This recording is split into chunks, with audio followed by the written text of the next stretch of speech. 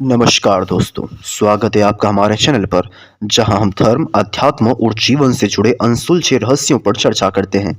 आज का विषय है गरुड़ पुराण के अनुसार आत्मा का अगला जन्म कैसे तय होता है। गरुड़ पुराण हिंदू धर्म के प्रमुख ग्रंथों में से एक है, जिसमें मृत्यु के बाद आत्मा की यात्रा, स्वर्ग और नरक का विवरण और आत्मा के पुनर्जन्म से जुड़ी गहराइयों का वर्णन है। क्या हमारे कर्म अगले जन्म का निर्धारण करते हैं? क्या हमारे पिछले जन्म के कर्मों का प्रभाव हमारे वर्तमान जीवों पर होता है?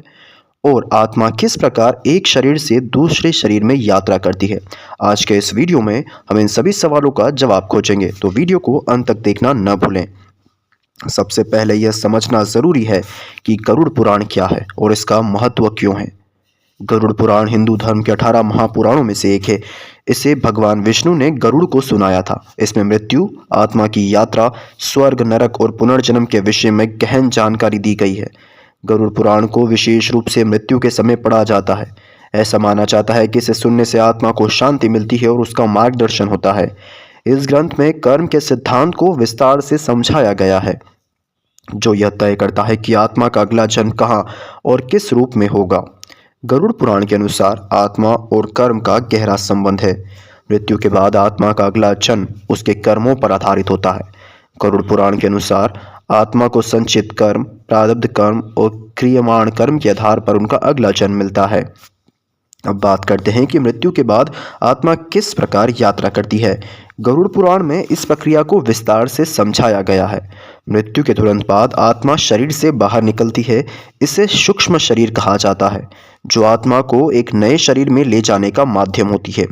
मृत्यु के बाद आत्मा को यमराज के दूत लेकर जाते हैं। वहाँ चित्रगुप्त आत्मा के कर्मों का लेखा जोखा प्रस्तुत करते हैं।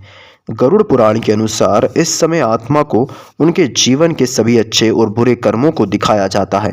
इस प्रक्रिया को चेतना का दर्पण कहा गया है।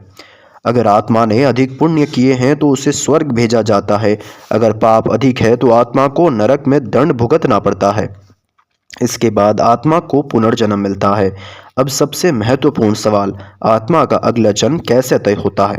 गरुड़ पुराण में इसे विस्तार से बताया गया है। गरुड़ पुराण में कहा गया है कि आत्मा का अगला जन्म पूरी तरह से उनके कर्मों पर आधारित होता है। जैसे अगर आत्मा ने दान, धर्म और सत्य के मार्ग पर चलते हुए जीवन बिताया है तो उसे मनुष्य या देवता के रूप में जन्म मिलता है।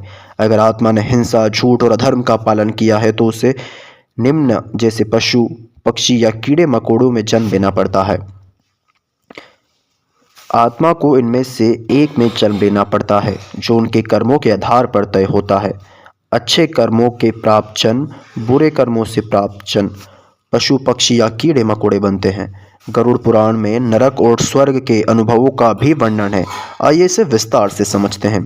स्वर्ग में आत्मा को दिव्य सुख और शांति का अनुभव होता है। वहाँ आत्मा को देवताओं के साथ रहने और सभी प्रकार के सुखों का भोग करने का अवसर मिलता है। नरक में आत्मा को उनके पापों के अनुसार दंड दिया जाता है। गरुड़ पुराण में 28 प्रकार के नरकों का वर्णन है। जैसे तमिस्त्र, जहाँ लालचियों को दंडित किया जाता है। महापाचक, जहाँ हत्यारों को सजा दी जाती है।